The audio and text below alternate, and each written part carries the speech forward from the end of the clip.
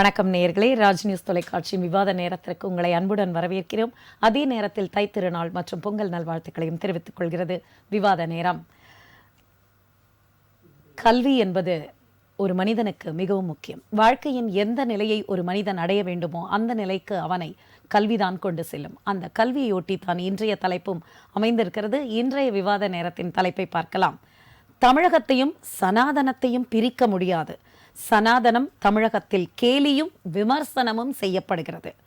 தமிழகத்தில் தமிழ் வழி கல்விக்கு பின்னடைவு. தர்மேந்திர பிரதான். பொங்கலில் பொங்கிய தேசிய கல்விக் கொள்கையும் சனாதனமும். தர்மேந்திர பிரதான் குற்றச்சாட்டிற்கு திமுகவின் பதில் என்ன? இந்த கேள்வி, அதை தொடர்ந்து விவாதம். தங்களுடைய கருத்துக்களை முன்வைப்பதற்காக வந்திருக்கும் விருந்தினர்களை ராஜ் நியூஸ் தொலைக்காட்சியின் சார்பாக வரவேற்கிறோம்.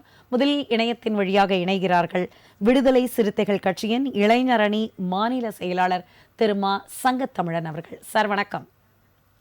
வணக்கம். வணக்கம். அடுத்ததாக இணையத்தின் வழியாகவே இணைகிறார் இந்து மக்கள் கட்சியின் மாநில பொதுச் செயலாளர் திரு பாரத மாதா பா. செந்தில் அவர்கள். செந்தில் சார் வணக்கம். வணக்கம். வணக்கம். அரங்கிற்கு வந்திருக்கும் திமுக செய்தி தொடர்பாளர் திரு துரை தமிழ்ச்செல்வன் அவர்கள். சார் வணக்கம். மூத்த பத்திரிகையாளர் திரு கோவிந்தராஜன் அவர்கள். சார் வணக்கம். வணக்கம். சங்கத்தமிழன் சார், ஒரு சந்தேகத்தோடு உங்களிடம் ஆரம்பிக்கிறேன். இந்த சனாதனம் என்ற வார்த்தை என்ற விவாதத்தின் அத்தனை வரிகளிலும் இடம் பிடித்திருக்கிறது. சனாதனம் என்றால் என்ன சார்? அதாவது நாங்க ஒரு 10 ஆண்டுகளுக்கு முன்னால் மாநாடே நாங்க நடத்தினோம். சனாதனத்தை வேறெடுப்போம், புரட்சிகர ஜனநாயகத்தை வென்றெடுப்போம்னு. அந்த காலகட்டத்தில் என்ன சனாதனம்னா என்ன அப்படின்னு குழப்பங்கள் இருந்தது. ஆனா இப்ப நிகழ்காலத்துல அது ஓரளவுக்கு மக்களுடைய சொல்லாடலாக மாறி இருப்பதை இன்னைக்கு ராஜ் நியூஸ்லயே ஒரு விவாத பொருளாக மாற்றி இருக்கப்படுகிறது. அதுவே ஒரு பாராட்டுக்குரியது. இந்த தருணத்துல நான் உங்களுக்கு எல்லாருக்குமே பொங்கல் நல்வாழ்த்துக்களையும் அதே நேரத்துல தமிழர் புத்தாண்டு நல்வாழ்த்துக்களையும் தெரிவித்துக் கொள்கிறேன். அது எதுக்கு நான் சொல்றேன்னு உங்களுக்கு அதிலே புரிஞ்சிருக்கு. அதாவது சனாதனம் என்றால் அப்படியே மாறாதது, என்னை எப்பயுமே நிரந்தரமாக இருக்கிறது. அதாவது ஒரு எடுத்துக்காட்டு உங்களுக்கு எளிமையா சொல்ல போனா, புரட்சியில் அம்பேத்கர் பிறந்த ஒரு சமூகம் என்ன சமூகம் என்று உங்களுக்கு தெரியும்? மகர் சமூகம். மகர் சமூகத்தில் இருப்பவர்கள் படிக்கவே கூடாது, அவர்கள் என்னைக்குமே ஒரு அடிமையாகவே இருக்க வேண்டும் அப்படின்றத சனாதனம். அதை உடைச்சு நான் படிப்பேன்டா, இந்திய அரசியலமைப்பு சட்டத்தை எழுதுவேண்டா, நான் கோட்டு சூட்டு மாட்டுவேண்டா அப்படின்னு வரலாறை மாற்றி அமைக்கிறார் பார்த்தீங்களா? அதுதான் ஜனநாயகம். அதாவது ஜனநாயகத்திற்கு எதிர்ச்சொல் சனாதனம், சனாதனத்திற்கு எதிர்ச்சொல் ஜனநாயகம். இன்னமும் உங்களுக்கு புரியுற மாதிரி இயல்பா சொல்றேன். இப்ப இந்த நிகழ்வை நீ ஆரம்பிக்கும் பொழுது உங்க அறையில் இருக்கிற ஒரு வெப்பநிலை இருந்தது, இப்ப இருக்காது. அது மாறிக்கொண்டே இருக்கும். நான் பேசும்போது எனக்கு இருந்த அந்த மனநிலை இப்போ இருக்காது. அதாவது ஒருத்தர் குளிக்கும் பொழுது ஒரு ஆற்றில் முழுகுகிறார், மொழி எந்திருக்கும் பொழுது அந்த தண்ணி இல்லை, அது வேற தண்ணி போகுது. இது உலக இயங்கியல் கோட்பாடு. இப்ப நீங்க வானத்துல பார்க்கிற மேகம், வானத்துல பார்க்கிற நிலா, இது அந்த பொழுதில் மட்டும்தான் அது உண்மை. அதுக்கு அடுத்து மாறுவது உங்களுக்கு புதிதாகத்தான் வரும். இது திருப்பி எதுவே ரிப்பீட்டே ஆகாது. உலகம் மாறிக்கொண்டே இருக்கிறது, ஒவ்வொரு செயலும் மாறிக்கொண்டே இருக்கிறது. இப்ப இன்னைக்கு ஒரு நிகழ்ச்சியை நடத்துறீங்க, நீ ஒரு திட்டமிட்டு நடத்தினாலும் கூட இதே நிகழ்ச்சி அப்படியே இதே போல் உங்களால் திருப்பி நடத்த முடியாது. இது இயங்கியல் கோட்பாடு. அது நடத்த முடியும், செய்ய முடியும் அப்படின்ற மாதிரி ஒரு கோட்பாடு இருப்பதுதான் சனாதானம். இன்னமும் உங்களுக்கு சொல்ல போனா, நமது திருவள்ளுவர் அவர் அழகா சொல்லியிருப்பார், பிறப்புக்கும் எல்லா உயிருக்குன்ற அந்த ஒரு குறளை சொல்லுவார். அதே மாதிரி பகவான் புத்தரே ஆரம்ப காலகட்டத்தில் சனாதனத்தை எதிர்த்து போராடிய முதல் போராளி. இயேசுநாதர் போராடினார், முகமது நபி அவர்கள் போராடினார்கள், நம்ம வள்ளலார் போராடினார், ஏன் நம்ம சுவாமி வேணந்தர் போராடினார். எதுவுமே அப்படியே இல்லப்பா, மாறிக்கொண்டே இருக்கும் அப்படின்றது சனாதனம். இன்னைக்கு அந்த சனாதன கோட்பாடுகள்ல அரசியல்ல தமிழ்நாட்டுக்குள்ள உள்ள வருவதற்கு முயற்சிக்கிறார்கள். ஆனா அது உள்ள வர முடியல. தமிழ்நாட்டு மட்டுமல்ல, இந்தியாவில் ஏறக்குறைய அனைத்து பகுதியிலையுமே அவர்கள் ஆக்கிரமித்து விட்டார்கள். அதை நம்ம ஏற்றுக்கொண்டுதான் ஆகணும். ஆனா தமிழ் மண்ணில மட்டும் அவர்களை உள்ளே நுழைய முடியவில்லை. ஏனென்றால் உலகத்திற்கே அறிவு வழங்கியவர்கள், உலகத்திற்கே தத்துவங்களை சொல்லவர்கள் தமிழர்கள். உலகத்திலேயே இன்னைக்கு செம்மொழி அப்படின்னு நம்ம இந்தியாவில பார்த்தா பல மொழி இருக்கு. உலக லெவலில் நீங்க பாத்தீங்கன்னா உங்களுக்கே தெரியும், ஒரு 5 மொழி 6 மொழிங்க உலக செம்மொழி. அந்த செம்மொழியில இன்னைக்கு நிகழ்காலத்துல பேசிக்கிட்டு இருக்கிறோம் பாத்தீங்களா? பல ஆயிரம் ஆண்டுகளுக்கு முன்னால் உருவான மொழி தான் நம்ம தமிழ் மொழின்னு உலக அறிஞர் பெருமக்கள் ஏற்றுக்கொள்கிறார்கள். உலகத்திலேயே முதல் மொழி என்று கூட அறிஞர் பெருமக்கள் கருத்துக்களை சொல்லி வருகிறார்கள். அந்த தமிழ் மொழியில சவால் விட்டு சொல்றேன், பகவத்கீதையிலையோ இல்ல திருக்குறான்லயோ இல்ல பைபிள்ல இருக்கான்னு சொல்லுங்க. அதாவது என்ன சொல்றாங்கன்னா, யாதும் ஊரே யாவரும் கேள்வி. நம்ம சாதாரண பார்த்தோம்னா ஏதோ ஒரு சொல்லாடல் அப்படின்னு உலகத்துல எந்த தத்துவங்களும் சொல்லல. யாதும் ஊரே யாவரும் கேள்வி, தீதும் நன்றும் பிறதர வாரா. இதை விட வேற தத்துவம் என்ன இருக்கு? அப்ப நம்ம தமிழர்களுக்கு அந்த பண்பாடு, கலாச்சாரம், கோட்பாடு இருக்குது. இன்னைக்கு நம்ம பொங்கல் விழா கொண்டாடி இருக்கிறோம் தோழர்களே, நெறியாளர் தங்கை அவர்களே. இந்த பொங்கல் விழால எந்த அளவுகோலும் இல்லை. இது ஒரு சாதிக்கான ஒரு விழா இல்ல, ஒரு மதத்துக்கான விழா அப்படி இல்லை. அனைவருமே கொண்டாடுறான். அது யாரை கொண்டாடுறோம்? இயற்கையை வணங்குகிறான். இயற்கையை வணங்கக்கூடியவர்கள் உலகில் மிக குறைவு. அதில் தமிழர்கள். யாருக்கு நம்ம வணங்குறோம்? நமக்கெல்லாம் வழிகாட்டிய, நமக்கெல்லாம் இன்னைக்கு ஒரு சயின்டிபிக்காக ஏற்றுக்கொள்ளப்படுகிறது. எல்லாம் சூரியனை வைத்து தான் மையமாக இருக்கிறது. அந்த சூரியனை நாம் வணங்குகிறோம். அது மட்டும் அல்லாது அந்த இதுல நம்ம நல்ல ஓரளவுக்கு சம்பாரிச்சிருக்கிறோம், நல்ல நம்ம நெல் இருக்குது, அரிசி இருக்கு அப்படின்னு பொங்க வைக்கிறோம். பொங்கல் பால் பொங்கிருச்சா அப்படின்னு தான் கேட்பாங்க நம்ம தமிழர்கள். இன்னைக்கு எல்லாரும் கேட்டிருப்பீங்க. ஆனா நல்லா கேளுங்களேன். இப்ப நம்ம சிட்டிக்கு வந்துட்டோம், நம்ம வீட்டுக்குள்ள வைப்போம். ஆனா கிராமங்கள்ல போய் பாருங்க, நம்ம கிராமத்துல உட்காந்து பேசிக்கிறவங்கள்ட்ட பாத்தீங்கன்னா எல்லாரும் வெளியே தான் வைக்கிறாங்க பொங்கல். அதுல என்ன வரலாறு இருக்கு அப்படின்னு ஆரம்ப காலகட்டத்தில் அறிஞர் பெருமக்கள் சொல்றாங்கன்னா, எங்க வீட்லயும் நாங்கள் உழைத்து நாங்க அரிசி வச்சிருக்கிறோம், நாங்கள் கொண்டாடுகிறோம் பாருங்க அப்படின்ற மாதிரி ஒரு பறைசாற்றல். அது பொங்கல். அந்த பொங்கலுக்கு அடுத்த நாள் பாருங்க முக்கியமான திருவிழா மாட்டு பொங்கல். அப்ப இதுக்கெல்லாம் முக்கியமாக எங்களோடு உழைத்தது, எங்களோடு மனிதர்களுக்கு கலந்தது எது? மாட்டு. அதுக்கு ஒரு விழா வைத்திருக்கு. அதுக்கு அடுத்து காணும் பொங்கல். அப்ப நம்ம நல்லா இருக்கிறோம், பொங்க வச்சிருக்கிறோம். அதே நேரத்தில் நம்மகிட்ட விலங்குகள்லாம் நம்ம பற்றா வைத்திருக்கிறோம், அதை வைத்து நம்ம முன்னேறி இருக்கிறோம். அதை பாருங்க அப்படின்னு நம்ம உறவினர்களை சந்திக்கிறோம். இதெல்லாம் பெரிய சித்தாந்தம்ங்க. இதை விட சித்தாந்தம் உலகத்துல எங்கேயுமே இருக்க முடியாது. அதனாலதான் 2008 தமிழக முதல்வர் அந்த காலத்தில் டாக்டர் கலைஞர் மு. கருணாநிதி அவர்கள் இந்த தை பொங்கல் முதல் நாள் தாண்டா நம்ம தமிழர் திருநாள், அதாவது புத்தாண்டு என்று அறிவித்தார். அதை பாரதிதாசன் அந்த காலமே சொன்னார். சனாதனம் இருக்கு, அந்த வார்த்தை சொல்ல வேண்டிய ஒரு காலகட்டத்துக்கு நான் வந்திருக்கிறேன். கேட்டு சனாதனம் கேட்டு பாத்தீங்களா, இந்த பாரதிதாசனுடைய தத்துவத்தை சொன்னாலே உங்களுக்கு புரிஞ்சு போயிடும். அதாவது நித்திரையில் இருக்கும் தமிழா, சித்திரை அல்ல உன் தமிழ் புத்தாண்டு, அண்டி பிழைக்க வந்த ஆரிய கூட்டம், அறிவுக்கு ஒவ்வாத 60 நாட்களை உனக்கு காட்டியது, தரணியை ஆண்ட தமிழா, தை நாள் தான் உனக்கு தமிழ் புத்தாண்டுனாரு. அவ்வளவு பெரிய ஒரு மாபெரும் ஒரு அறிஞன் பாரதிதாசன். ஏன் அவரை நம்ம அறிஞன்றோம்னா, அவர் பேரு கனகசபைன்னு உங்களுக்கு தெரியும். அவர் பாரதியாரை உள்வாங்கி நான் தாண்டா உனக்கு தாசன் அப்படின்னு அவர் என்ன சொல்றாரு? நிச்சயமா படித்திருப்போம். உலகத்துல அந்த தத்துவம் எங்கேயுமே சொல்லங்க. இனியொரு விதி செய்வோம், அந்த எந்த நாளும் காப்போம், தனியொரு மனிதனுக்கு உணவில்லை எனில் ஜகத்தினை அழித்திடுவோம். யாரு? பாரதியார் சொல்றாரு. அதே கருத்து சாப்பாட்டுக்கு இல்லைன்னா அவர் ஒழிக்க சொல்றாரு. இதே பாரதிதாசன் அவர் சிஷ்யர் என்ன நம்ம சொல்றாரு? அதாவது இந்த உலகத்துல சண்டை போடுற உலகமே இருக்கவே கூடாது, புதியதோறும் உலகு செய்வோம், கெட்ட போரிடும் உலகத்தை வேரோடு சாய்ப்போம், வாரீர் வாரின்றாரு. இதுதான் ஜனநாயகம். இதற்கு எதிர்ப்பாக இருப்பதுதான் சனாதானம் அப்படின்றத உங்கள்கிட்ட நான் முதல் ரவுண்ட்ல உங்களுக்கு சொல்ல விரும்புகிறேன். ஓகேங்க சார். செந்தில் சார் கிட்டையும் இதனோட ஒரு அர்த்தத்தை கேட்டலாம் சார். யாதும் ஊரே யாவரும் கேளீர். அதாவது உலகத்தில் இருக்க எல்லா உயிரும் ஒன்றுதான், அதுவும் தனியொருவனுக்கு உணவில்லையெனில் இந்த ஜகத்தினை அழித்திடும். இது போல மாபெரும் கருத்துக்கள் கொண்ட தமிழர்கள், தமிழ்நாடு, இதற்கு எதிரான கருத்துக்கள் தான் சனாதனம் என்று சொன்ன அந்த கருத்தை எப்படி பாக்குறீங்க நீங்க? நமது சனாதனம் என்று சொல்லக்கூடிய அந்த வார்த்தைக்கு அதற்கான மொழிபெயர்ப்பிலே எங்கு தீண்டாமை என்று இருக்கின்றது, சாதிய கொடுமை என்று இருக்கின்றது, சாதிய வேறுபாடுகள் அப்படின்னு இருக்குங்கிறத ஐயா சங்கத்தமிழன் அவர்கள் எந்த டிக்ஷனரியில இருந்தாவது எங்க இருக்கக்கூடிய தமிழ் புலவர்கள், தமிழ் அறிஞர்கள் மூலமாக நேரடி சவாலாக சொல்கின்றேன். சனாதனத்திற்கு தீண்டாமை என்கின்ற வார்த்தை தான் அர்த்தம் என்பதை நிரூபித்து விட்டால் நான் விசிகாவுக்கு சேர்ந்துடுறேன். அப்ப நீ விசிகாவுக்கு வர வேண்டிய சூழ்நிலை வருது. நான் உங்களுக்கு ஏன் ரவுண்ட் வரும்போது நான் சொல்றேன். இப்ப நான் பேச விரும்பல, ஏன் ரவுண்ட்ல சொல்றேன். அல்லது இன்னும் எத்தனை நாட்கள் வேண்டுமானாலும் எடுத்துக்கொள்ளுங்கள். நீங்கள் சனாதனம் என்கின்ற அந்த வார்த்தைக்கு தமிழ் அறிஞர்கள், அதாவது இந்த உங்களுக்கு தெரிந்த அந்த தீகா பேசக்கூடியவர்கள், திராவிட பேசக்கூடியவர்களை கூட நீங்க கூப்பிட்டுவாங்க. ஆதாரபூர்வமாக சனாதனம் வார்த்தைக்கு தமிழ் அகராதியில தீண்டாமைன்னு இருக்கு, அதனாலதான் நாங்க சனாதனத்தை எதிர்க்கிறோம் நீங்க நிரூபிச்சீங்கன்னா. நெறியாளர் அவர்களே, இதுக்கு பிறகு எனக்கு டைம் கொடுங்க. நான் இப்ப பேசல. எனக்கு யாரும் தேவையில்ல, விடுதலை சிறுத்தைகளுக்கு யாரும் தேவையில்ல. நாங்க இப்ப உனக்கு நான் நிச்சயம் நான் நிரூபிக்கிறேன். நீங்க தாராளமா ஆதாரத்தை காட்டுங்க, விவாதிப்போம். ஒண்ணு, இது என்னுடைய முதல் வாதம். அதற்கப்புறமா அதாவது யாதும் ஊரே யாவரும் கேளீர் என்று சொல்லுகின்ற அந்த பண்பாடு தமிழருடைய பண்பாடு, எங்கும் பொங்கல் விழா கொண்டாடக்கூடிய இயற்கை வழிபாட்டை ஏற்றுக்கொள்ளக்கூடியவர்களுடையது தமிழருடைய பண்பாடு, நம்பிக்கை. ஆனால் தமிழ்நாடு தௌஹீத் ஜமாத் அவர்களுடைய அறிக்கைகள், அவர்களுடைய வீடியோக்கள் என்ன தெரியுமா சொல்றாங்க? அண்ணன் சங்க தமிழன் அவர்களே, சூரியனை வழிபடக்கூடியது என்பது இஸ்லாத்துக்கு எதிரானது. சூரிய வழிபாட்டை இஸ்லாமியர்கள் வழிபடக்கூடாது. பொங்கல் விழாவை இஸ்லாமியர்கள் வழிபடக்கூடாது. இதை தமிழ்நாடு தௌஹீத் ஜமாத் என்று சொல்லப்படுகின்ற இஸ்லாமிய மார்க்க அறிஞர்கள், ஜமாத்தார்கள் அறிவிக்கின்றார்கள்.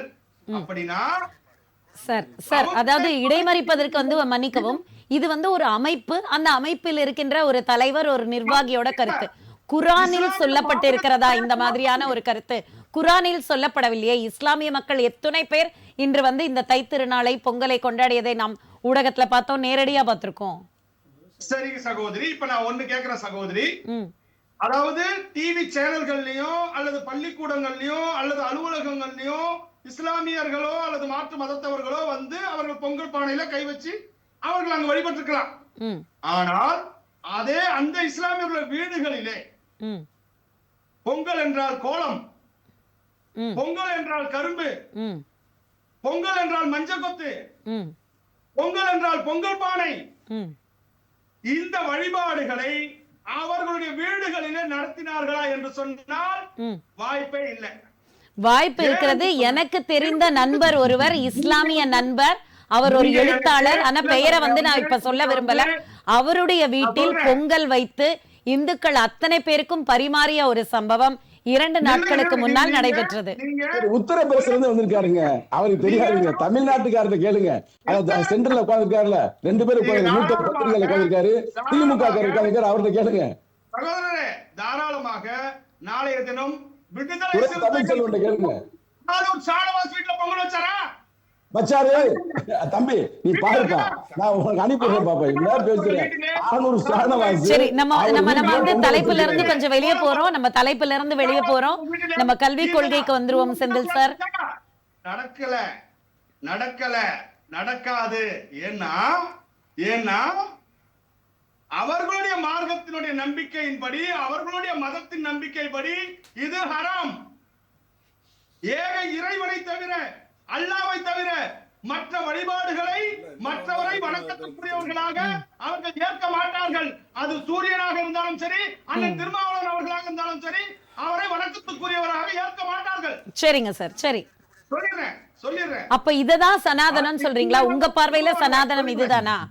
சொல்றேன். இந்த சனாதனம் என்று சொல்வதும், யாதும் ஊரே யாவரும் கேளீர் என்று சொல்வதும், உலகமே இன்புற்று இருக்க வேண்டும், அதை தாண்டி வேறொன்றும் இல்லை பராபரமே என்று சொல்லக்கூடிய இந்த தத்துவங்களை, இந்த தமிழ் மரபை ஏற்றுக்கொண்டு வாழ்ந்து கொண்டிருக்கக்கூடியவன், நம்பக்கூடியவன் இந்து. இதை இவர்கள் என்ன பண்றாங்கன்னா, இத இந்து கலாச்சாரம் இல்ல, இது இந்துக்களுடைய மரபு இல்ல அப்படிங்கிறத திசை திருப்புவதற்காக திராவிட முன்னேற்ற கழகம், விடுதலை சிறுத்தைகள் கட்சி இதை ஒரு டிராமா போடுறாங்க. இந்துக்கள் யார்? நாங்க ரொம்ப தெளிவா சொல்றோம். தெளிவாக நீங்க சொன்னாலும் இப்போ சகோதரரே, உங்களுக்கு நேரம் வரும்போது தாராளமா மறுப்பு தெரிவிங்க, இதுக்கு விளக்கம் கொடுங்க. கண்டிப்பா தரேனே, கண்டிப்பா தரேன். தர்மேந்திர பிரதான் சொன்ன விஷயத்துக்கு வரேன். இப்ப அவர் என்ன சொன்னார்னா, தமிழகத்திலே தமிழ் வழி கல்வியிலே 2006க்கு முன்னதாக கட்டாயம் தமிழ் பாடம் படித்து விட்டுதான் டிகிரி வாங்கணுங்கிற நிலைமை இல்ல. அப்போது ஆட்சியில் இருந்த திராவிட முன்னேற்ற கழகம், முதலமைச்சர் ஸ்டாலின் ஐயா அவருடைய தகப்பனார் கருணாநிதி ஐயா அவர்கள் அதற்கு முன்னதாக முதலமைச்சராக இருக்கும் போது எந்த விதமான தமிழ் மொழி வழியிலே தமிழ் பாடத்தை படித்தால்தான் அவர் டிகிரி வாங்க முடியுங்கிற அந்த நிலையை தமிழகத்தில் ஏற்படுத்தவில்லை. இதுதான் வரலாறு. தர்மேந்திர பிரதான் ஐயா என்ன சொல்றாருன்னா, புதிய கல்விக் கொள்கையிலே தாய் வழியிலே இருக்கக்கூடிய தாய்மொழி கல்வியை அனைவரும் அந்த வழியில படிக்க வேண்டும் என்று சொல்லுகின்ற புதிய கல்விக் கொள்கையை ஏற்காமல் இவர்கள் இன்றைக்கு சிபிஎஸ்இ பள்ளி திட்டங்கள் அதனுடைய நிறுவனங்கள் அதிகமாயிடுச்சு. ஏன் அதிகமாச்சு? சமச்சீர் கல்வியை கொண்டு வந்தவுடன் மெட்ரிகுலேஷன் பள்ளிகள்ல படிக்கிறத விட சிபிஎஸ்இ பள்ளிக்கு எல்லாரும் போக ஆரம்பிச்சுட்டாங்க. அப்ப சிபிஎஸ்இ பள்ளிக்கு போக ஆரம்பிச்ச உடனே மெட்ரிகுலேஷன் பள்ளிகள் எல்லாம் சிபிஎஸ்இ பள்ளிகளா மாறிடுச்சு. எப்படி மாறும்? அப்படி சிபிஎஸ்இ பள்ளிக்கு போன உடனே அவர்கள் எல்லா விதமான மொழிகளையும் கத்துக்கிறாங்க. அப்ப இவர்கள் கொண்டு வந்த அந்த சமச்சீர்னால தமிழ் வளரல, தமிழ் வீழ்ச்சி அடைஞ்சிருக்கு. சரிங்க sir, okay okay. Tamilselvan sir அவர் வந்து முடிக்கும் போது ஒன்று சொன்னார், இந்த தமிழ் வந்து வீழ்ந்ததற்கு காரணமே இந்த மாதிரியான கல்விக் கொள்கை தான், தமிழை வளர்க்க அவர்கள் எதுவும் செய்யவில்லை, இந்த பாலிசியெல்லாம் ஏற்றுக்கொள்ளவே முடியாதுன்னு முடிச்சிருக்காரு அவரோட கருத்தை. நீங்கள் சொல்லுங்கள். உலகமெங்கும் வாழும் தமிழர்கள் அனைவருக்கும் தமிழர் திருநாள் வாழ்த்துக்கள். இப்போ அண்ணன் பேசும்போது சொன்னார் செந்தில், பாரத மாதா செந்தில்னு. அவர் எங்கே குஜராத்தோ இல்லை உத்தரப்பிரதேசிலேருந்து அந்த மாதிரி பேசிகிட்டு இருக்கார். ஒரு இனம் வேறு, ஒரு மதம் வேறு. இது ஒரு இனத்துக்கான செலிப்ரேஷன். தமிழர்கள் மதத்தை தாண்டி தமிழ் பேசுபவர்கள்லாம் ஒன்றா இருக்காங்க அப்படின்னு சொல்கிறதுக்கான அடையாளம் இந்த ஃபெஸ்டிவல். நீங்கள் இதை வந்து ஆளூர் சானவாச அண்ணன் வீட்டில் வந்து கோலம் போட்டாங்களா, இஸ்லாமியர் வீட்டில் கோலம் போட்டாங்களான்னு ஒரு மதத்துவேசம் இதில் பண்ணக்கூடாது. இது தமிழர்களோட திருநாள், தமிழர்களோட பண்டிகை. உலகமெங்கும் எங்கே தமிழர்கள் வாழ்ந்தாலும் மதத்தை தாண்டி ஜாதியை தாண்டி நாம் அனைவரும் தமிழர்கள் என்ற அந்த ஒற்றுமைப்பாடை விளக்குவதற்காக ஒரு திருவிழா இது. அந்த திருவிழாவை தமிழ் பேசுகிறவங்க எல்லாரும் கொண்டாட வேண்டிய தருணம் இது. அதை ஒரு சாதியின் அடிப்படையில், ஒரு மதத்தோட அடிப்படையில் இதை விளக்கக்கூடாது, அது தவறு. இப்போ நான் சனாதானத்துக்கு வரேன். சனாதானம் மலேரியா, டெங்கு போல அழித்து ஒழிக்கப்பட வேண்டிய ஒரு விஷயம்னு எங்களுடைய துணை முதல்வர் அவர்கள் சொல்லியிருந்தாங்க. அதே கருத்தை வழிமொழிஞ்சு நான் இங்கே பேசுகிறேன். சனாதானம் அழித்து ஒழிக்கப்பட வேண்டிய ஒரு விஷயம்தான். அவர் சனாதானம்னா என்னன்னு இன்னொரு விளக்கம் சொல்லலை பாரத மாதா செந்தில்னு. இப்போ பிறப்பால ஹிந்து, அவர் வேறொரு மதத்தை ஏற்க முடியுமா அப்படின்னா ஏற்க முடியும். அவர் ஒரு இஸ்லாத்தை தழுவலாம். ஏன்னா ஹிந்துவா பிரச்சனை இல்லை, இஸ்லாம் அந்த தடையை உங்களுக்கு விதிக்கல, கிறிஸ்துவம் உங்களுக்கு அந்த தடையை விதிக்கல. நீங்க யார் வேணாலும் கிறிஸ்துவர்களாக மாறலாம், நீங்க யார் வேணாலும் இந்துக்களாக மாறலாம். இங்க மதத்தை தாண்டிட்டு ஒரு சமத்துவம் இங்க வேணும் அப்படின்றது ஒரு மதமும் பேணுது, சகோதரத்துவத்தை பேணுது. ஹிந்து மதத்துல பிறப்பால ஹிந்துவா பிறந்தா மட்டும்தான் அவன் ஹிந்து. இப்ப ஒரு கிறிஸ்துவரா பிறந்த ஒருத்தர் நான் இந்து மதத்தை ஏத்துக்கிறேன் அப்படின்னு சொன்னா ஹிந்து மதம் அதை அனுமதிக்குமான்னு கேட்டா அனுமதிக்காது. ஹிந்து மதத்தில் பிறப்பால் பிறந்தவர் ஒருத்தர் தான் அந்த ஹிந்து மதத்தோட எல்லைக்கு உட்பட்டு அவரால் அங்க இருக்க முடியும். அப்ப ஹிந்து மதத்தை மட்டுமே சார்ந்து இருக்கிற அதனோட வர்ணாசிரம தர்மத்தை கடைபிடிக்க வேண்டிய ஒரு சூழல் எங்கெல்லாம் வருதோ அதெல்லாம் தான் சனாதானம் சொல்றோம். சமத்துவத்துக்கு எதிராக இருக்கிற விஷயம் தான் சனாதானம் சொல்றோம். இங்க எல்லாரும் சமம் நாங்க சொல்றோம். நீங்க இல்ல இல்ல ஹிந்துக்கள் மட்டும்தான் பெரியவர்கள் அப்படின்றோம். ஹிந்துக்கள் தான் நாங்களும் ஹிந்துக்கள் தான், அதை நாங்க மாறுபட்டு சொல்லல. ஆனா இங்க மத்தவங்களும் நீங்க சமம்னு ஏன் சொல்ல மாட்டீங்க? எது எடுத்தாலும் உங்களுக்கு எதிராக ஒரு இஸ்லாமியரை முன்னிறுத்துறீங்க. ஏன் உங்களுக்கு எதிராக ஒரு கிறிஸ்துவரை முன்னிறுத்துறீங்க? ஏன் உங்களுக்கு எதிராக ஒரு குரல் கொடுத்தா இந்துக்களுக்கு எதிராக செயல்படுது அப்படின்னு சொல்றீங்க? ஏன் உங்களுக்கு இந்த பாகுபாடு அப்படின்றத நாங்க கேட்கிறோம். நீங்க எல்லாரும் சமம்னு சொல்லுங்க, எல்லாரும் ஒண்ணுதான் சொல்லுங்க, நாங்க அதை ஏத்துக்கிறோம். திராவிடம் இதை வேணுனே திட்டமிட்டு செய்யுது. திராவிடத்துக்கு திட்டமிட்டு செய்யணும்னு எந்த அவசியமும் இல்லை. திராவிடத்துக்கு எல்லாரும் வேணுங்க, இன்க்ளூசிவ் ஸ்ட்ரென்த்ங்கிறது திராவிடம். திராவிடம் நாம் எல்லாரும் ஒன்றுபட்ட ஒரு வளர்ச்சியை வாழ வேண்டும் திராவிடம் சொல்லுது. அப்படிப்பட்ட ஒன்றுபட்ட வளர்ச்சிக்கு கிறிஸ்துவர்கள் வேணும், இஸ்லாமியர்கள் வேணும், முஸ்லிம்கள் வேணும், எல்லாரும் தான் வேணும், இந்துக்களும் தான் வேணும். அப்படிப்பட்ட ஒரு ஸ்ட்ரென்த், அப்படிப்பட்ட ஒரு இன்க்ளூசிவ் டெவலப்மெண்ட் தான் தமிழ்நாடு இன்னைக்கு அடைஞ்சிட்டு இருக்கு. அப்ப கல்வியில நீங்க பின்தங்கி இருக்கீங்க. எந்த தரவுல இருக்கு? இன்ன வரையிலும் ஒன்றிய அரசாங்கத்தை பாஜகவை சேர்ந்தவங்க மட்டும்தான் இந்த குற்றச்சாட்டை சொல்லிட்டு இருக்காங்க. நாங்க ஒரு தரவு வச்சிருக்கோம். அந்த தரவுல யாருமே தமிழ் வழி கல்வியிலிருந்து பின்தங்கி போகல, எல்லாரும் தமிழ் வழி கல்வியை முன்னோக்கி போயிட்டு இருக்காங்க அப்படின்னு சொல்றோம். இல்ல, தமிழ் வழி கல்வினால தான் எல்லாருமே அந்த மெட்ரிகுலேஷனுக்கு போறாங்க, அதுக்கப்புறம் சிபிஎஸ்இ போறாங்க. அதனால அவர்களுக்கு சரியான மற்ற மொழிகளை படிக்க முடியல. யாரோட கல்வி திட்டம் அது? அது ஒன்றிய அரசோட கல்வி திட்டம் இல்லையா? ஒன்றிய அரசோட கல்வி திட்டம் தானே தமிழ்நாடு அரசு நடத்துதா? இந்த கேள்வியா முரண் தானே? அப்ப தமிழ் வழி கல்வியில பயின்றவங்க அவங்களுக்கான இடஒதுக்கீடு இருக்குல்ல, தமிழ் வழியில பயின்றவங்களுக்கு கல்லூரியில இருந்து வேலை வாய்ப்பை தேடும்போது அவங்களுக்கான இடஒதுக்கீடு தமிழ் வழியில பயின்றா இருக்கு. அதை யாரும் மறுக்க முடியாது. அதை விட்டுட்டு நாங்க திராவிடம் தமிழர்களுக்கு எதிராக செயல்படுது. இதே தர்மேந்திர பிரதான் தமிழர்களை அன்சிவிலைஸ்டு பீப்புள்னர் எதற்கு சொன்னார்? இந்த PMST திட்டத்திற்கான நிதியை கொடுங்கள் என்று கேட்ட பொழுது நீங்க ஒரு அன்சிவிலைஸ்டு பீப்புள், தமிழர்கள் காட்டு மிராண்டிகள் அப்படின்ற தொனியில ஒரு விமர்சனத்தை தமிழர்கள் நோக்கி எழுப்புறார். இது ஏன் இப்படி சொல்றீங்க? தமிழர்களுக்கு சமமான நிதி கொடுங்க. தமிழர் அதாவது ஒன்றிய அரசாங்கத்தோட பட்ஜெட்ல தமிழ்நாடுன்ற பேரே கிடையாது. ஒன்றிய அரசாங்கம் தமிழ் வளர்ச்சித்துறைக்கு ஒதுக்கி இருக்கிறது 160 கோடி. இதுவே சமஸ்கிருத வளர்ச்சிக்கு 2500 கோடி ஒதுக்கி இருக்காங்க. இங்க வரும்பொழுது பேசுறது, இங்க வரும்போது நான் வந்து ஜிப்பா போட்டுட்டு தமிழன் அப்படின்னு சொல்லி மாறுதட்டிக்கிறது, வரும்போது ஏதாவது 2 திருக்குறளை வந்து தப்பா இங்க பேசுறது, அதெல்லாம் தமிழன்ற அடையாளம் இல்ல. நீங்க உண்மையிலே தமிழன் அப்படின்ற நீங்க உங்களுக்கு ஒரு மனநிலை இருந்தால் நீங்க ஒரு இன்க்ளூசிவ் ஸ்ட்ரென்த்துக்கு தமிழ்நாடு கொடுக்க வேண்டிய நிதியை கொடுக்கணும், தமிழ்நாடுக்கு கொடுக்க வேண்டிய உரிமைகளை கொடுக்கணும். நீங்க இன்னைக்கு ஒரு ஒரு ஒரு பல்கலைக்கழகம் ஆரம்பிக்கிறா கூட அதுக்கு உங்களோட அனுமதி மறுக்கப்படுது. ஒரு ரம்மி லாட்டரி சீட்டு அது கூட நாங்க மறுத்தோம்னா உடனடியாக எங்களுக்கு அனுமதி கிடைக்க மாட்டேங்குது. இத்தனை அனுமதிகளும் நாங்க எல்லாமே உங்கள்ட்ட போராடி பெற வேண்டிய ஒரு நிலைமையில இருக்கும். சரிங்க சார், எந்த ஒரு போராட்டம் முடிச்சிடுறேன், இன்னும் முடிக்கல. எந்த ஒரு போராட்டமும் உங்கள்ட்ட இருந்து போராடி தான் உங்கள்ட்ட எங்களோட உரிமையை பெற வேண்டிய இருக்கிற நிலைமையில இருக்க நாங்கள், நீங்கள் எப்படி சனாதனத்தை மட்டுமே திமுக எதிர்கொண்டுட்டு இருக்கு, சனாதனத்துக்கு எதிராக ஒரு அரசாங்கமா இருக்கு அப்படின்னு நீங்க சொல்ற குற்றச்சாட்டை எங்களால் ஏத்துக்க முடியாது.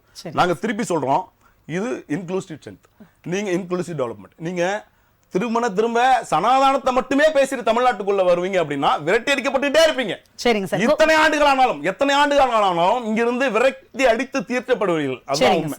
கோவிந்தராஜன் சார், அதாவது சமத்துவமே இல்லாத ஒரு கருத்து தான் சனாதனம். அதாவது யாருடைய முன்னேற்றத்தையும் சனாதனம் என்ற வார்த்தையால் தான் அங்கு முட்டுக்கட்டை போடப்படுகிறது என்ற குற்றச்சாட்டை பகிரங்கமா அவர் முன்வைத்தார். அதுவும் திமுகவுக்கு எதிராக நீங்கள் அந்த ஒற்றை வார்த்தையை மட்டுமே அம்பாக எய்கிறீர்கள், அது எந்த காலத்திலும் தமிழகத்தில் நடக்காது என்று முடித்திருக்கிறார். சனாதனம் என்றால் உங்கள் கருத்தில்?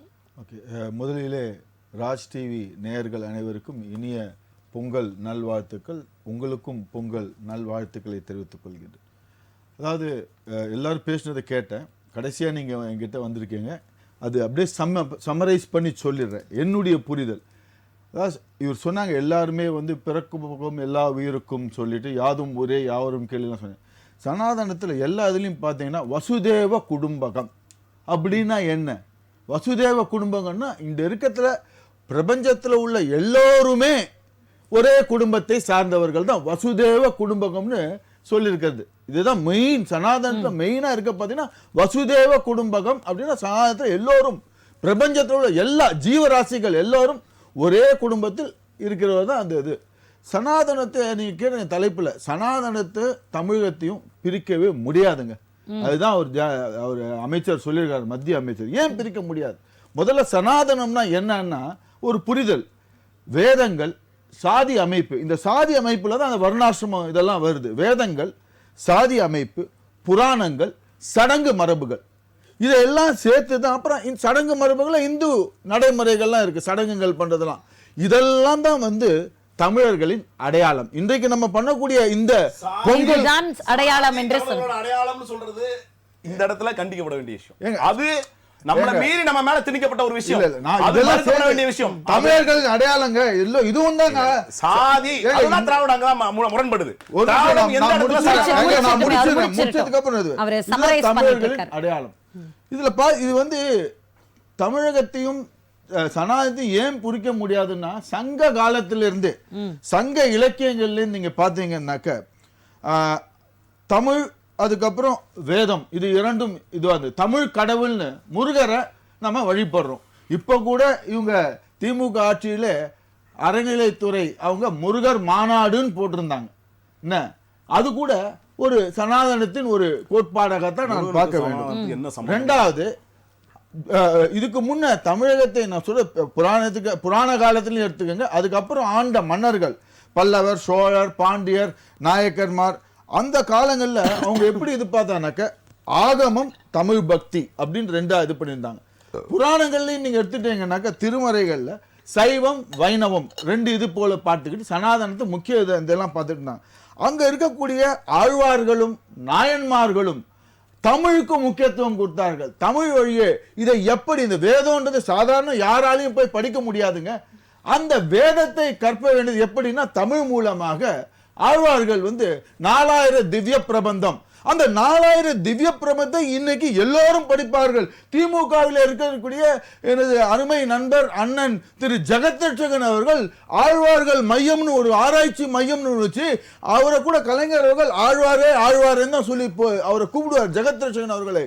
அவர்கள் இந்த இதை அவர்களிடம் எல்லாரும் இந்த 4000 திவ்ய பிரபந்தத்தை சாதி இது வேறுபாடு இன்றி எல்லோரும் இதை கற்கலாம். அது வேதத்தின் சாராம்சம் தான் இந்த 4000 திவ்ய பிரபந்தம். அதைத்தான் ஆழ்வார்கள் நமக்கு கொடுத்திருக்கிறார்கள். அதே போன்று நாயன்மார்கள் கொடுத்திருக்காங்க. அவங்க பார்த்தீங்கன்னா தேவாரம், திருவாசகம் இது போன்ற இதெல்லாம் சைவத்தில் தான் எடுத்து கொடுத்துட்டு இருக்கிறாங்க. முன்னொன்னு, எப்போது கோவில் இருக்கிற வரை சனாதனம் அழியாதுங்க. எவ்வளவு கோவில்கள் இங்க இருக்கிறது, புராண கோவில்கள் இருக்கட்டும், அந்த காலத்திலிருந்து எல்லா ராஜாக்கள் கட்டின கோவில்கள் இருக்கும் வரை இந்த இது இருக்காது. இன்னொன்னு நான் கேட்கிறேன், குலதெய்வ வழிபாடு அதுவும் சனாதனம் தான். இன்னைக்கு எல்லாரும் குலதெய்வ வழிபாடு பண்றாங்க இல்ல, அது ஐயனாரா இருக்கட்டும், திரௌபதி அம்மனா இருக்கட்டும், இல்ல குலதெய்வ வழிபாடு எல்லாரும் எல்லா இதை சார்ந்தவங்க குலதெய்வ வழிபாடு அதுவும் சனாதனத்தை சேர்ந்துதான். ஆகம சடங்கு, குலதெய்வ வழிபாடு இதெல்லாம் சேர்த்ததுதான் சனாதனம். இதை ஒரே ஒரு பர்டிகுலர் சாதியை மாத்திரம் அவங்க எடுத்து வச்சுக்கிட்டு இது பண்றாங்க. அது கூட இப்பொழுது பார்த்தீங்கன்னாக்க நான் வரலாற்றை இங்க சுட்டிக்காண விரும்புறேன். அதாவது முதல்ல 1920 அந்த 1940 சுதந்திரத்துக்கு முன்னர் இந்த சனாதன ஒழிப்புக்கு அப்பவே திராவிடர் இயக்கம் என்ன பண்ணாங்க, பார்ப்பன எதிர்ப்பு, இந்த பிராமணர்களை எதிர்க்கணும்னு அப்போ ஒரு முழக்கத்தை வைத்தார்கள். 1920 1940 அது பண்ணாங்க. அப்புறம் சடங்குகள் எதிர்ப்பு அப்படின்னு சொல்லி இந்த திராவிடர் கழகம் பண்ணாங்க. அதுக்கப்புறம் சனாதன எதிர்ப்புன்னு கொண்டு வந்தாங்க. ஆனா அப்ப என்ன ஆச்சு, பார்ப்பன எதிர்ப்பை மாத்திரம் சேர்த்துக்கிட்டாங்க, மற்றதை சைட்லைன் பண்ணிக்கிட்டாங்க. அதற்கு பிற்பாடு 1950 இருந்து 1980 வரை என்ன பண்ணாங்க, சுயமரியாதை, அதுக்கப்புறம் சுயமரியாதை எதிர்ப்பு, கடவுள் மறுப்பு, பக்தி எதிர்ப்பு அப்படின்றது அதை கோஷமா கொண்டு வந்தாங்க இந்த திராவிடர் இயக்கங்கள், இந்த குறிப்பிட்டு சொன்ன இந்த திராவிட கழகங்கள்லாம். அதுக்கப்புறம் அதுல என்ன பண்ணாங்க, அவங்க கடைசியில இந்த சுயமரியாதைக்கு தான் அவங்க வெற்றி கண்டாங்க. மற்றபடி பக்தி, கடவுள் மறுப்பு யாராலும் இன்னைக்கு இது பண்ண முடியாது. முடிச்சிருக்காங்க, கொஞ்சம் கொடுங்க டைம். இன்னைக்கு தமிழகத்துல சுமார் 88% மக்கள் இந்துக்கள், எல்லோரும் கோவிலுக்கு சென்று வழிபாடுகிறார்கள். இன்னைக்கு கேட்கிறேன், இவங்க இருக்கக்கூடிய திமுகவிலேயே எவ்வளவு பேர் கடவுள் மீது நம்பிக்கை கொண்டவர்கள் இருக்கிறார்கள். ஜாதகம் பார்க்காத எவ்வளவு பேர் இருக்கிறாங்க, ஜோசியம் பார்க்காத, ஏன் இவங்க வணங்கக்கூடிய அவங்களுடைய முதல்வருடைய மனைவி அவங்கள எவ்வளவு கோயிலுக்கு போறாங்க, ஜாதகம் பார்க்காத நீங்க எவ்வளவு பேர் இருக்கிறாங்க. ராகு காலத்துல இன்னைக்கு இவங்க எல்லாம் இது பண்ணிட்டு இருக்காங்களா, இதெல்லாம் தான் இவங்க வெளி வேஷம் போட்டு இது பண்ணிக்கிறாங்க. சரிங்க சார், நான் உங்களுக்கு நேரம் தரேன். இது சனாதனத்தையும் தமிழகத்தையும் பிரிக்க முடியாது. சனாதனம் என்றால் என்ன, அது கோவில்களாக இருக்கிறதா, இல்ல கல்விக்கூடங்களில் நுழைந்திருக்கிறதா, மக்களுடைய சமதர்மத்தை சமத்துவத்தை பிரிக்கிறதா, தொடர்ந்து விவாதிப்போம் ராஜ் நியூஸ் தொலைக்காட்சியில். கோவிந்தராஜன் சார், சனாதனம் எந்த கொள்கையாவது எடுத்து சொல்லட்டும், அது சமத்துவத்திற்கு எதிரானதோ, இது இருக்கின்ற கட்சிகள் என்ன கொள்கையில் இருக்காங்களோ அது அவரவரோட கொள்கை. ஆனால் நிதி என்று வரும்பொழுது, அது கல்விக்கான நிதி என்று வரும்பொழுது, அது மறுக்கப்படும் பொழுது, அது நிச்சயமாக மாணவர்களுக்கு இழைக்கின்ற அநீதியாக உங்களுக்கு தோணலையா? அதாவது அதுக்கு முன்னாடி இன்னொன்று சனாதனத்தை பற்றி சொல்றேன். அதாவது அவர் கலைஞர் ராமானுஜர்னு ஒரு சீரியலுக்கு அவரே வசனம் எழுதினார். அப்பேற்பட்ட இந்த வைணவ இதுல வரக்கூடிய, நான் மதிக்கக்கூடிய எனது குருவாக போற்றக்கூடிய திரு ராமானுஜர் அவர்கள் இதெல்லாம் கிளியரா எடுத்து சொல்லியிருக்கிறார். ராமானுஜ சித்தாந்தத்துல என்ன சொல்லியிருக்குதுன்னாக்க, இதுதான் வசுதேவ குடும்பகம். அப்பவே அவர் சாதி ஒழிப்பை, அப்பவே அவர் 1000 ஆண்டுகளுக்கு முன்னரே சாதி ஒழிப்பை அவர் முன்னிருந்து இது பண்ணி சமத்துவம், சமூக நீதின்றதை அவர் அப்பவே கொண்டு வந்தார். அதை ஃபாலோ பண்ற கடைபிடிக்கிறவர்கள் தான் இந்த வைணவர்கள் நாங்க இருக்கிறோம். அதையும் சுட்டி காட்ட விரும்புறேன். நீங்க கேட்கிற அடுத்து கல்வியை பத்தி இப்ப சொல்ல வரேன். கல்வின்றது அந்த காலத்துலலாம் நாம வாழ்க்கை கல்வியை பார்த்துட்டு இருந்தோம். வாழ்க்கை கல்வினா பெரியவங்க இப்படி இருக்கணும், இது நல்லது, இது கெட்டது அப்படின்றத சொல்லிக்கிட்டோம். ஆனா இன்றைக்கு வருமான கல்வியை தான் நாம் பண்றோம். வருமான கல்வி, வணிக கல்வி, இதைத்தான் இன்றைக்கு நாம் சந்திக்கக்கூடிய ஒரு அவல நிலையில இருக்கின்றோம். அதாவது இந்திரா காந்தி அம்மையார் எல்லா வங்கிகளையும் தேசியமயமாக்கினார்கள். அதே போன்று கலைஞர் அவர்கள் தனியார் போக்குவரத்து துறைகள்லாம் தேசியமயமாக்கி அதை வந்து போக்குவரத்து துறைன்னு ஒன்று இது பண்ணியிருந்தா அது கலைஞர் அவருடைய பீரியடில் தான் நடந்தது. அதை டிவி சுந்தரம் அவங்க டிவிஎஸ் மோட்டாராக இருந்ததை தனியார்ட்டேருந்து அதை வந்து தேசியமயமாக்கி அரசுக்கிட்ட கொண்டு வந்தார் கலைஞர். ஏன் திராவிட முன்னேற்ற கழகம் ஏன் தனியார் கல்விகளை அரசுடைமை ஆக்கக்கூடாது, ஏன் தனியார் கல்வியெல்லாம் ஆக்கி எல்லாமே அரசு கல்விகளாக ஆக்கி அந்த இதை வந்து ஏன் கட்டாய கல்வி, ஏன் பொது கல்வி, ஏன் அனைவருக்கும் கல்வி, இதை யார் தடுத்தாங்க?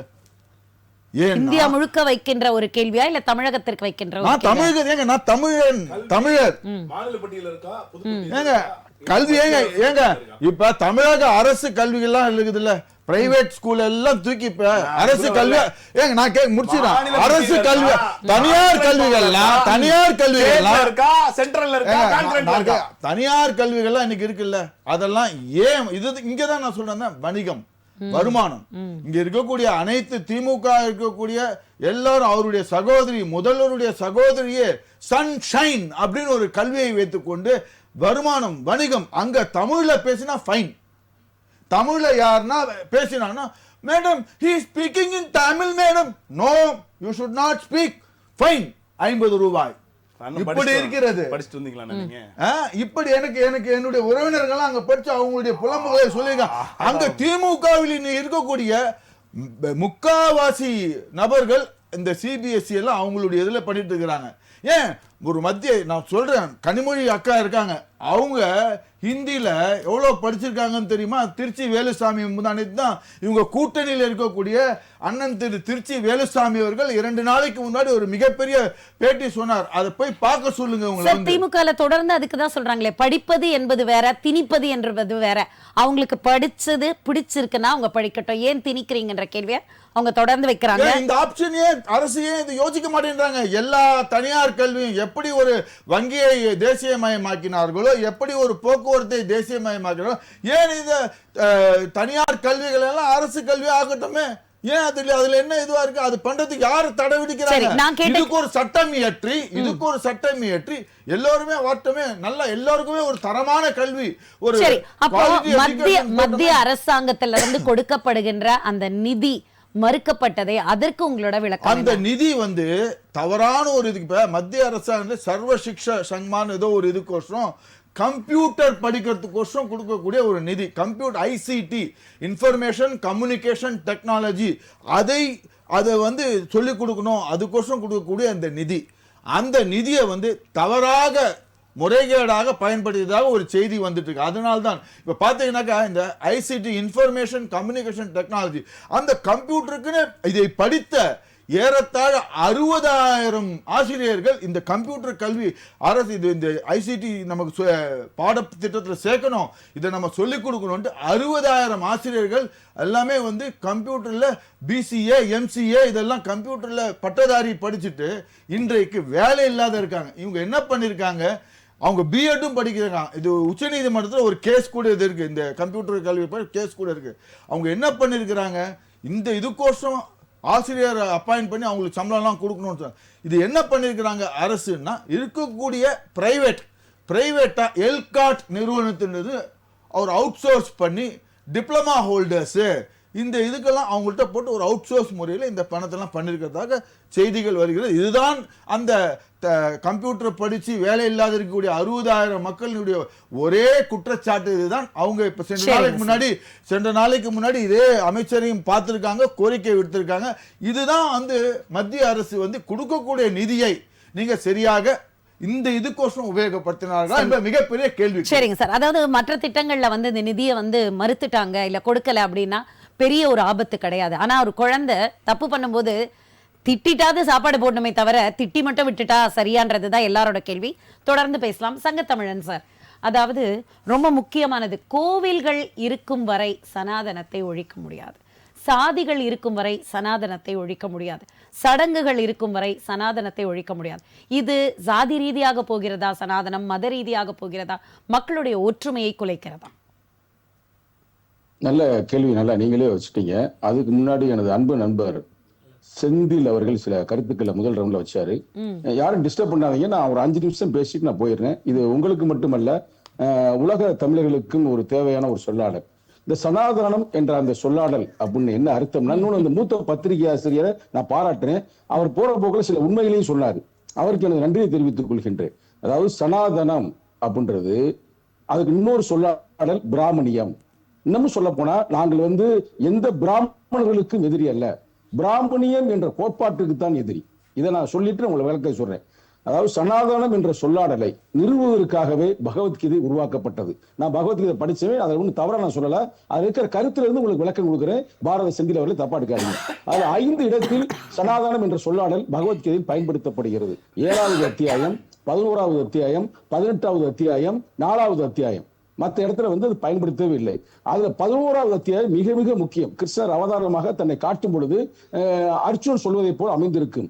அறிய வேண்டிய பொருளாக கூறப்பட்டுள்ள அழிவில்லா பரம்பொருள் நீ, இந்த உலகத்தின் உயர்ந்த ஆதாரம் நீ, அழிவில்லாதவன் நீ, நிலையான தர்மத்தை ரட்சிப்பவன் நீ, சனாதன புருஷன் நீயே என்பதை நான் தெரிந்து கொண்டேன்.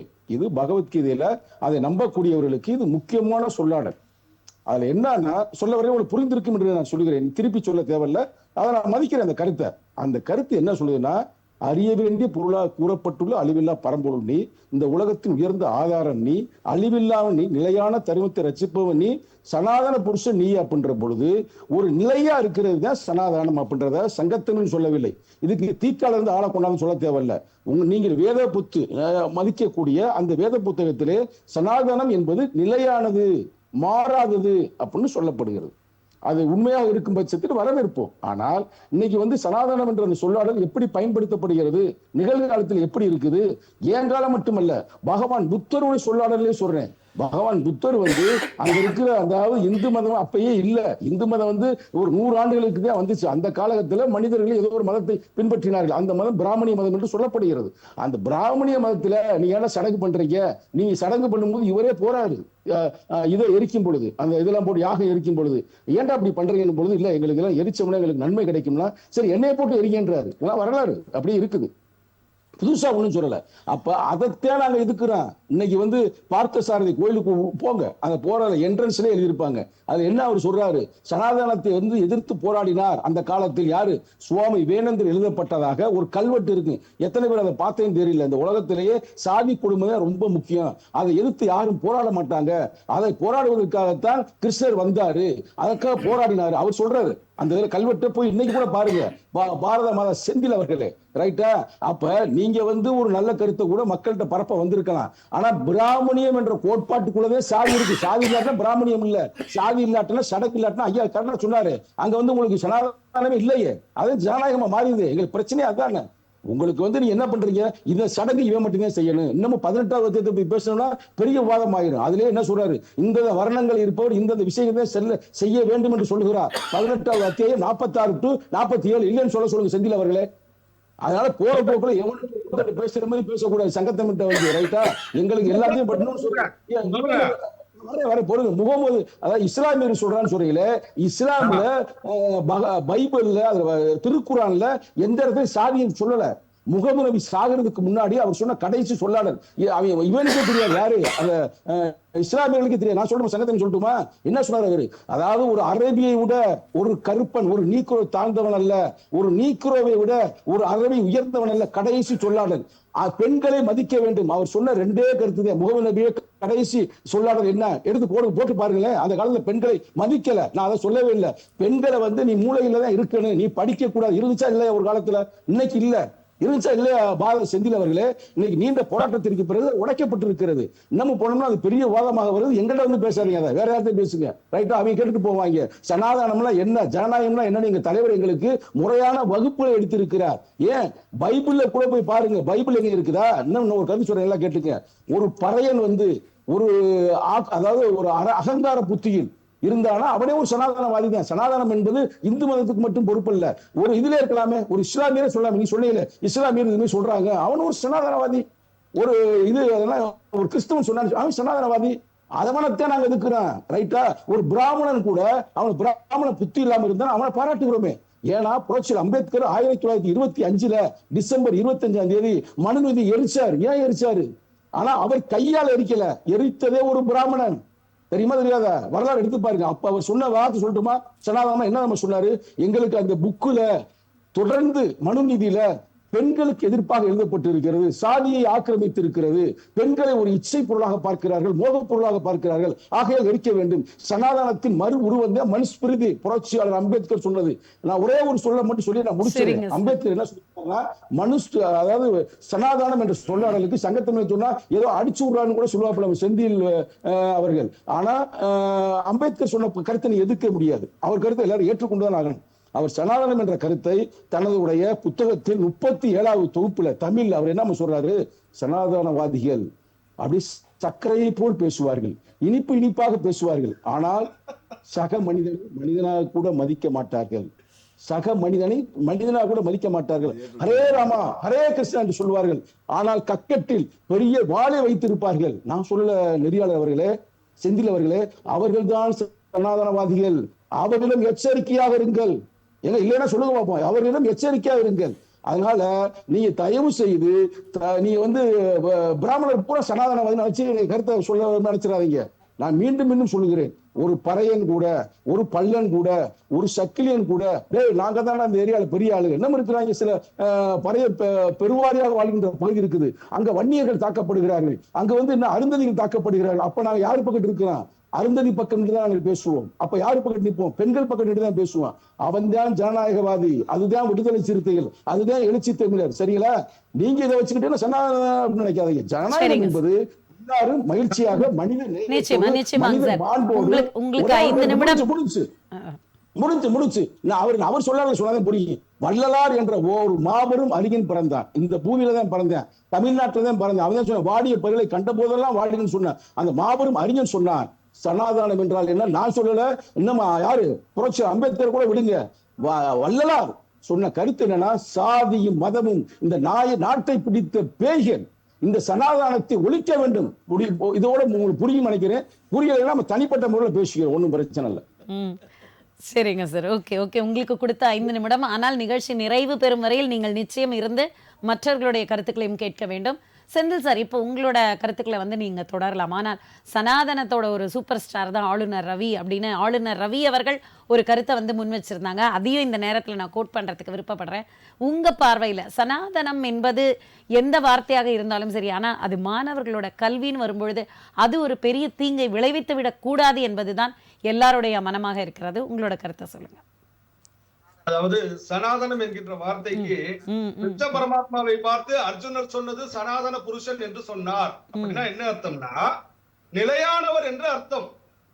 இந்த நாட்டிற்கு தர்மத்தை போதித்த, பகவத்கீதையை போதித்த கிருஷ்ண பரமாத்மா நிலையானவர் என்றுதான் அர்த்தமே தவிர, தீண்டாமையை கடைபிடிக்க வேண்டும் என்று சொல்வதற்கான அர்த்தம் அங்கு இருக்கிறதா என்று சொன்னால் அதற்கான அர்த்தமே இல்லையே.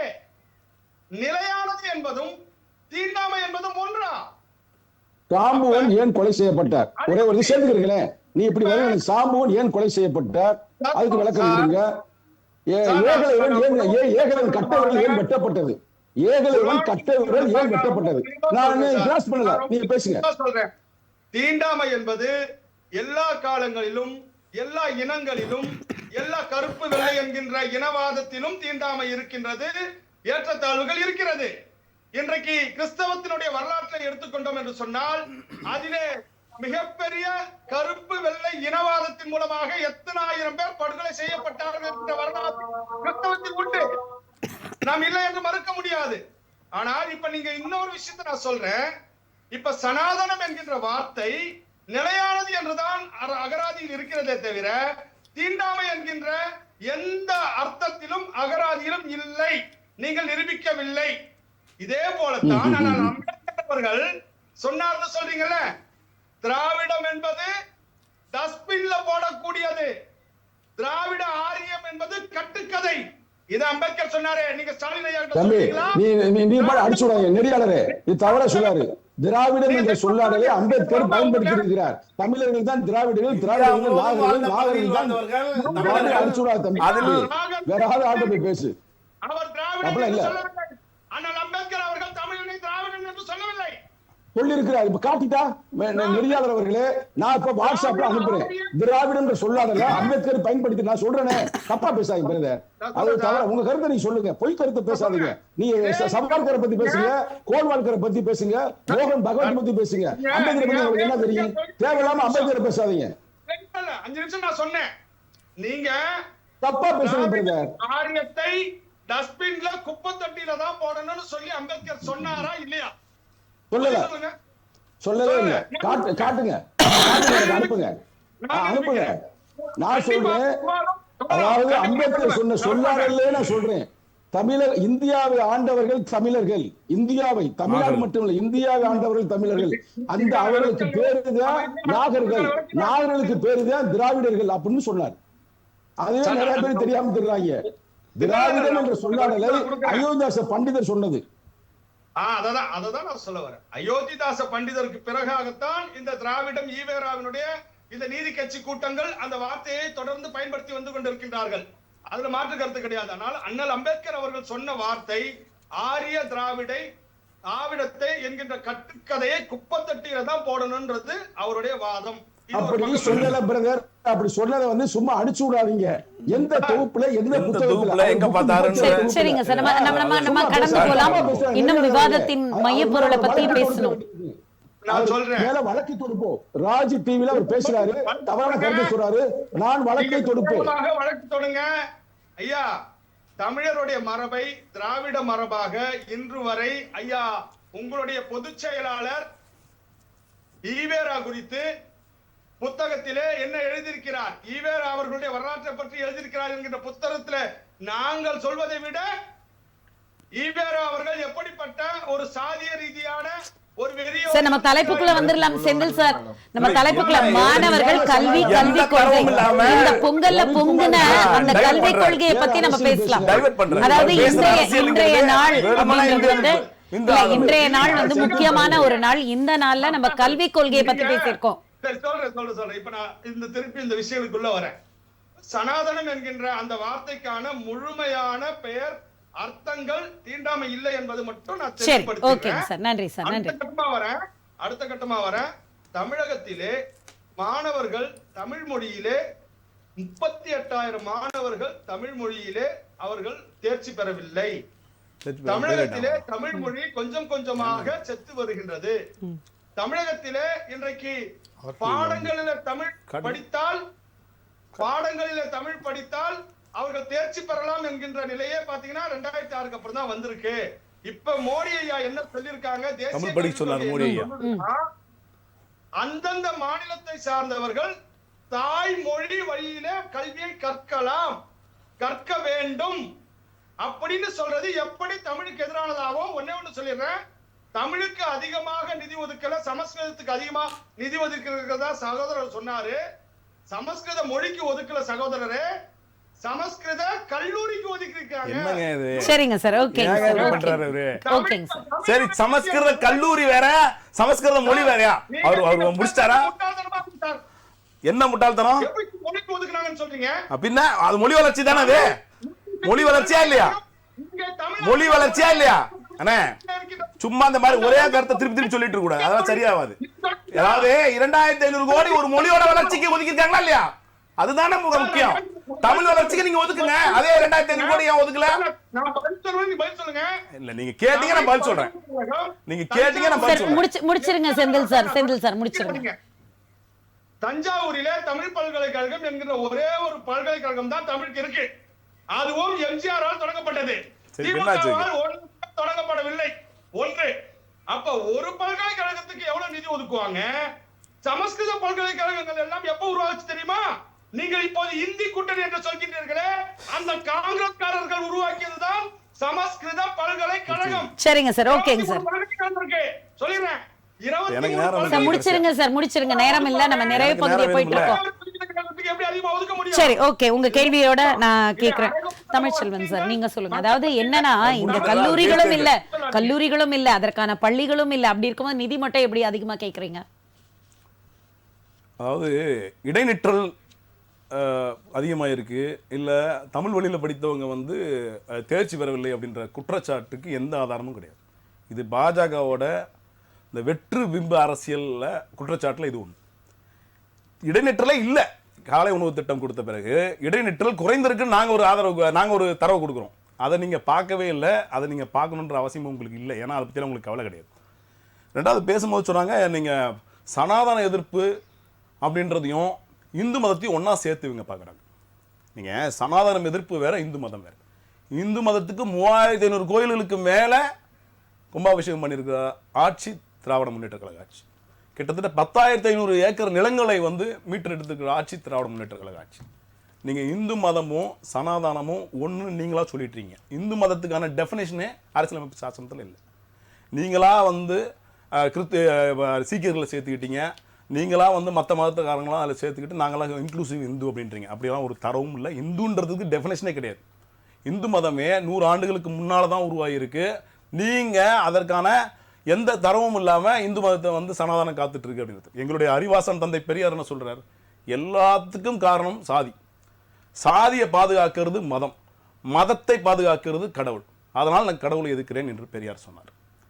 இப்போ நாங்கள் அங்கே தான் சொல்கிறோம். நீங்கள் அண்ணன் சொல்லும்போது ஒரு கருத்து சொன்னார், இஸ்லாமியர்கள் வந்து பெண்கள் கல்வியை வந்து வரவேற்கல, பிறகு இப்போ படிக்க தான் செய்கிறாங்க அப்படின்றோம். நீங்கள் மாறிக்கிங்க. இப்போ உங்களோட கட்டமைப்பில் எல்லாரும் சமம்னு சொல்லுங்க, நாங்கள் சனாதனத்தை ஏற்றுக்கிறோம். நீங்கள் சனாதனம் சொல்ல மாட்டேங்குது. சனாதனம் எல்லாரும் சமம்ன்ற வார்த்தையை முன்னெடுத்து வைக்கிட்டோம். சனாதனம் இருக்குன்னு நாங்கள் ஏற்றுக்கிறோம். ஆனால் சொல்ல மாட்டீங்களே.